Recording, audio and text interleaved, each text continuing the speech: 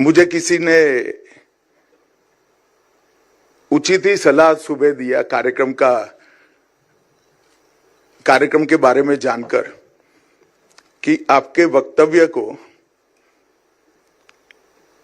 तुषार मेहता के एक पुराने दोस्त के नाते नहीं देखा जाएगा। आपके वक्तव्य को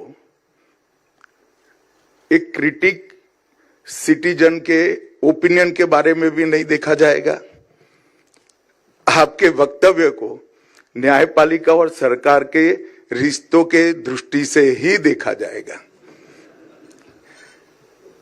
अब मैंने उनको पूछा कि आप मुझे चेताना चाहते हो या मेरे भाषण की मर्यादा तय करना चाहते हो, या आप एक प्रकार से किसी के कहने पर फोन कर रहे हो। तो वो सज्जन ने मुझे कहा कि मैं आप पर ही छोड़ देता हूं अनुमान करने का। तो ढेर सारे मीडिया के लोग हैं, मैं शुरुआत में ही स्पष्टता कर देता हूं कि यहां से कुछ कंट्रोवर्शियल किसी को मिलने वाला नहीं है। मेरे पास बहुत सारे फोरम है निर्भीकता से अपनी बात रखने का। मेरे पास बहुत सारे फोरम है क्रिटिक तरीके से अपनी बात रखने का। मैं आज श्री तुषार मेहता के इस महत्वपूर्ण प्रसंग को कंट्रोवर्सी में डालना नहीं चाहता हूं। मित्रों, तुषार जी भारत के सॉलिसिटर जनरल हैं, एक बहुत अच्छे विधि को जानने वाले अधिवक्ता हैं, मगर तुषार मेहता मेरे दोस्त भी हैं। मैं उनको लगभग 30 साल से जानता हूं। उनकी साहित्य के प्रति उनकी रुचि सिर्फ ये पुस्तकों तक सीमित नहीं है। जिसका तुषार मेहता से दोस्ती होगा उसको मालूम होगा, आपको ढेर सारे उर्दू शेर व शायरी और गजल वो धड़ल्ले से आपको भेज सकते हैं। और मैं इस बात की गारंटी देता हूं, आप एसएमएस खोलकर उनका देख लेना, व्हाट्सएप खोलकर देख लेना, वो प्रासंगिक ही होंगे। तो उनके पास साहित्य का अभ्यास भी है, रुचि भी है, और आज एक प्रकार से साहित्य सृजन में वो शुरुआत करने जा रहे हैं। तुषार भाई को मेरी बहुत बहुत शुभकामनाएं हैं। एक बात के साथ मैं डिफर करता हूं।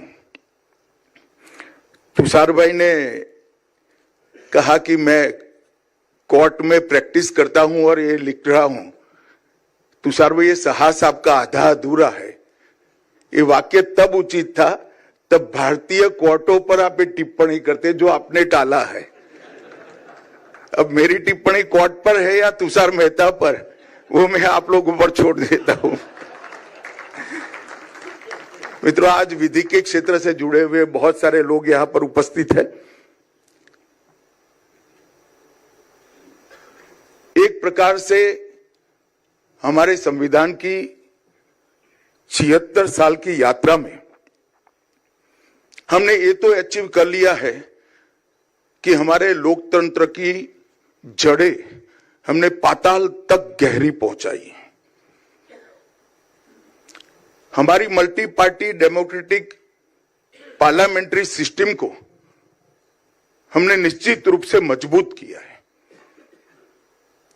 और 1947 से लेकर आज तक इस देश में पार्लियामेंट के माध्यम से और विधानसभाओं के माध्यम से जितने भी परिवर्तन हुए, खून का एक कतरा बहाए बगैर इसको स्वीकार कर लिया गया और बहुत अच्छे तरीके से हमने परिवर्तन किए हैं। यही बताता है कि हमारे लोकतंत्र की जड़ें बहुत गहरी गई हैं और इसमें हमारे संविधान और हमारी न्यायपालिका का बहुत बड़ा योगदान है। पूरे देश की जनता में एक प्रकार से विश्वास है कि मुझे अन्याय होगा तो संविधान जाग रहा है, मेरे अधिकारों पर आघात होगा तो न्याय के द्वार खुले हैं और कहीं पर भी कमजोर व्यक्ति की या कमजोर विचार की आवाज को दबाया जाएगा तो न्यायालय में आवाज जरूर सुनी जाएगी।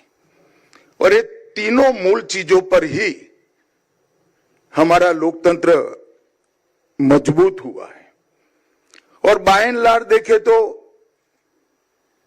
न्याय आम आदमी की जो आशा है, समाज का संतुलन है और राष्ट्र के चरित्र का एक प्रकार से बहुत महत्वपूर्ण प्रमाण भी है। इसका विश्वास टिकाने में हमें सोसाइटी के नाते बहुत बड़ी सफलता प्राप्त की है। मैं इतना जरूर कहना चाहता हूं कि मैं बाय एंड लार्ज शब्द का प्रयोग किया हूं। हम सबकी जिम्मेदारी है कि इसमें भी जो छोटे लूपहोल्स होंगे उसको न्यायपालिका और कार्यपालिका दोनों ने मिलकर सुधारने भी होंगे और इसको प्लग करने की व्यवस्था concrete time bound road map के साथ हम लेकर आगे आना पड़ेगा। मैं तुषार भाई के 2 पुस्तकों के बारे में कुछ कहना चाहता हूं। मैंने बहुत डिटेल में दोनों पुस्तक पढ़े नहीं है, हालांकि तुषार भाई ने मुझे 25 दिन पहले पुस्तक दे दिए थे, पढ़ना भी चाहिए था, मगर मैं बंगाल और बाकी सारे राज्यों में बिजी था, इसलिए मैं प्रामाणिकता से कहता हूं कि मैं पुस्तक पढ़ नहीं पाया हूं। मेरी टिप्पणी मेरी टीम ने बनाई हुई नोट के आधारित है। इन्होंने इस पुस्तक में ढेर सारी चीजों को उजागर किया है और एक प्रकार से हम किसी भी व्यवस्था में बैठते हैं तब हम अपने आप के सेंट्रिक सोच धीरे धीरे डेवलप कर देते हैं और ये मानव स्वभाव है, इसमें कोई नेगेटिव चीज भी नहीं है। परंतु जब इस प्रकार की न्यूट्रल मीमांसा सामने आती है तो हमें अपने बारे में, अपने इंस्टीट्यूशन के बारे में और कुल मिलाकर क्षेत्र के बारे में मीमांसा कर पुनः विचार करने का एक बहुत बड़ा अवसर प्राप्त होता है। कैसे कभी कोर्ट में कविता की गूंज सुनाई देती है तो कभी काफी सारे जजों के मौलिक अंदाज को भी तुषार मेहता ने आगे बढ़ाया है। एक घटना जब मैंने नोट में पढ़ी तो मैंने खुद पढ़ने का भी आग्रह रखा कि एक देश में 2 जुड़वा बहनों ने वकील और न्यायाधीश बनकर एक दूसरे की भूमिका के साथ किस तरह से खिलवाड़ किया था, वो भी बहुत अच्छे तरीके से डाला हुआ है। और कभी एक जज ने शिकार करते करते निर्णय कर दिया, वो भी डाला है।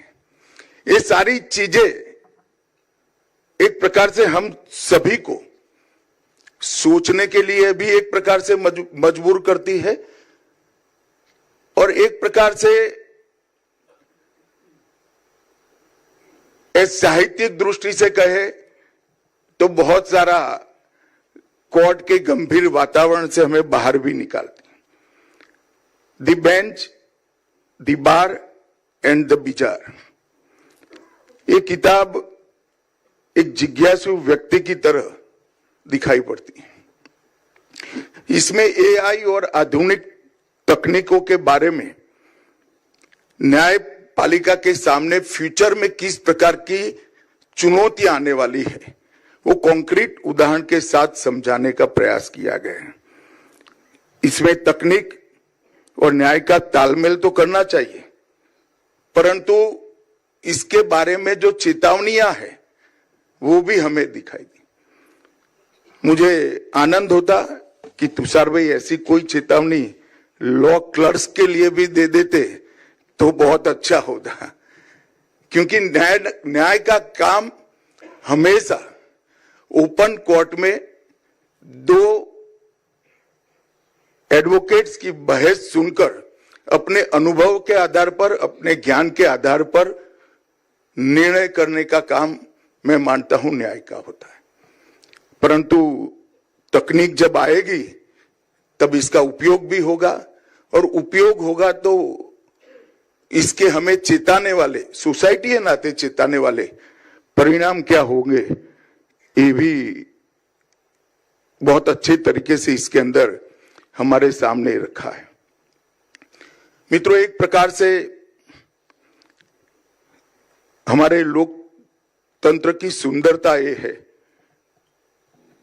कि संस्थाओं ने एक दूसरे का विरोध करने के लिए नहीं, परंतु एक दूसरे को संतुलित करने के लिए संविधान ने बनाया है। इस स्पिरिट को हमें सच अर्थ में समझना पड़ेगा।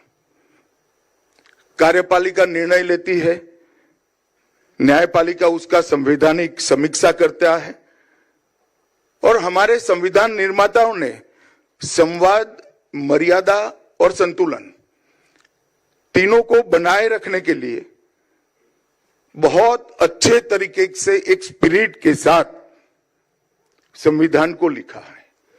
और मैं पीछे मुड़कर जब देखता हूं तो 76 साल में शायद ही किसी देश ने ये सभी मर्यादाओं को संभालते हुए देश को आगे बढ़ाया होगा। हम सबके लिए बहुत हर्ष का विषय है कि हमारे यहाँ बायन राज्य सारी मर्यादाएं बनी रही और इसको परंपराओं से हमने आगे भी बढ़ाया है। लोकतंत्र की मजबूती टकराव से नहीं है, बल्कि संस्थागत संतुलन और पारस्परिक मर्यादाओं से ही होती है। और जब मैं पारस्परिक मर्यादा की बात करता हूं, तब इसकी स्पिरिट के रूप में हमारे संविधान ने स्वीकृति कई जगह पे दी है।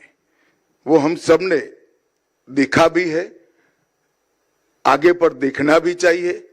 और जो एक अच्छी प्रैक्टिस 75 साल में बनी है कार्यपालिका और न्यायपालिका के बीच में संतुलन की, उसको और दृढ़, सुदृढ़ और आगे बढ़ाने के लिए हम सब ने साथ में काम भी करना चाहिए।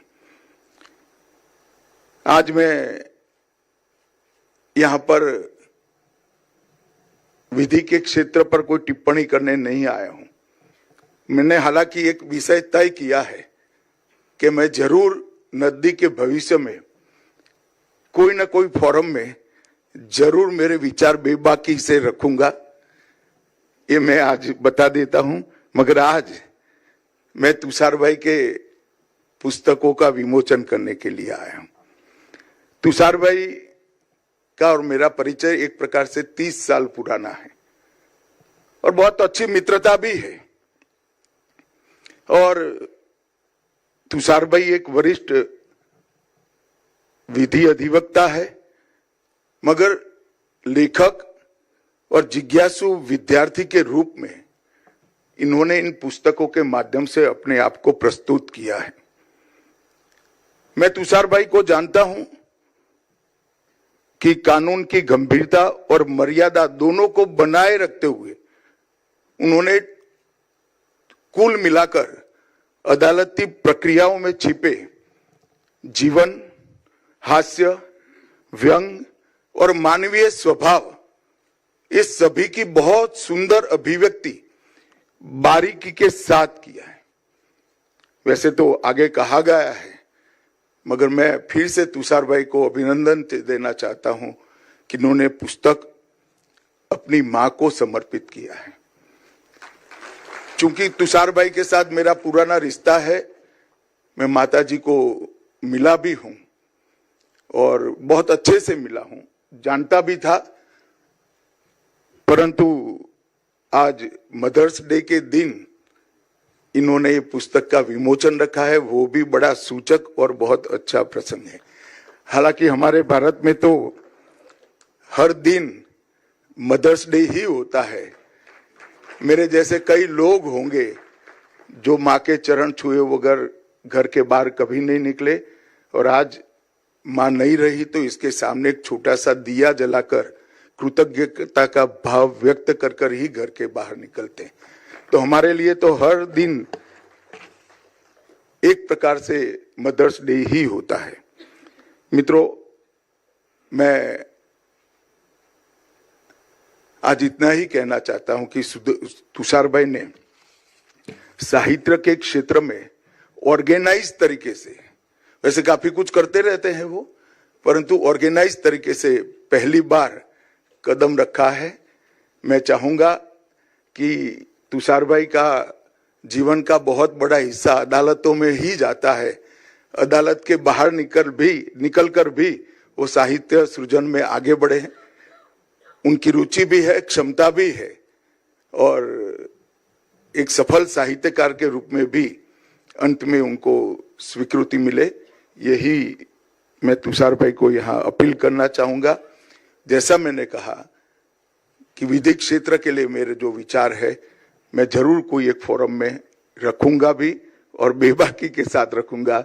आज मैं तुषार भाई को बहुत बहुत शुभकामनाएं देकर मेरी बात को समाप्त करता हूं। वंदे मातरम।